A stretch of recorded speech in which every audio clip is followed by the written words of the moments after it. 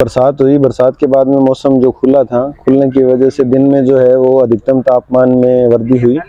और जो अधिकतम तापमान है, अभी अच्छी धूप निकल रही है 2-3 दिन से, तो जो तापमान है वो 18 से 20 डिग्री सेल्सियस के आसपास पहुंच गया है और जो न्यूनतम तापमान है वो 5 डिग्री के आसपास बना हुआ है।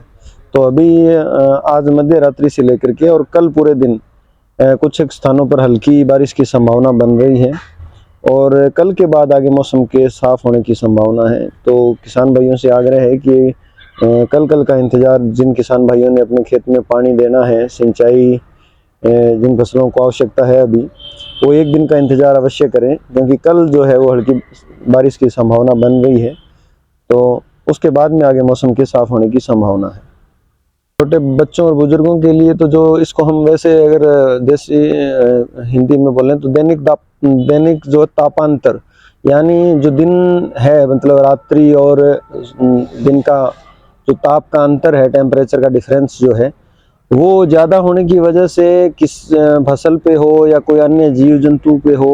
उसका जितना अंतर बढ़ेगा उतना ही वो स्ट्रोक ज़्यादा, क्योंकि अगर रात्रि तापमान कम रहेगा, न्यूनतम तापमान, तो फसल उससे प्रभावित होगी और दिन में अधिकतम तापमान की वजह से प्रभावित होगी। तो दोनों जो ताप है, दोनों जो टेम्परेचर है, उनका डिफरेंस जितना ज़्यादा रहेगा उतनी फसल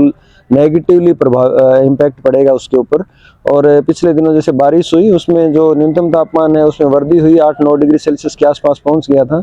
और जो दिन का तापमान था वो भी गिर के 13-14 डिग्री सेल्सियस के आसपास आ गया था। तो वो कंडीशन जो है फसल के लिए अच्छी रहती है। जैसे जैसे ज़्यादा धूप, दिन में अगर कड़ाके की धूप निकलती है और रात्रि तापमान जो है वो डाउन जाता है,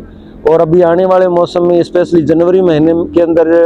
पाला पड़ने की भी संभावना रहती है। उस कंडीशन में जब दिन में तेज़ धूप निकले और शाम को एकदम से हवा बंद हो जाए, उस कंडीशन में रात्रि में पाला पड़ने की संभावना रहती है। तो किसान भाइयों को अलर्ट रहने की भी ज़रूरत है। हालांकि कल जो है वो हल्की बारिश की संभावना है। अगर कुछ एक क्षेत्र में बरसात होती है तो वातावरण में नमी बढ़ेगी और नमी बढ़ने की वजह से आने वाले 2-3 दिनों में धुंध की संभावना भी बढ़ेगी।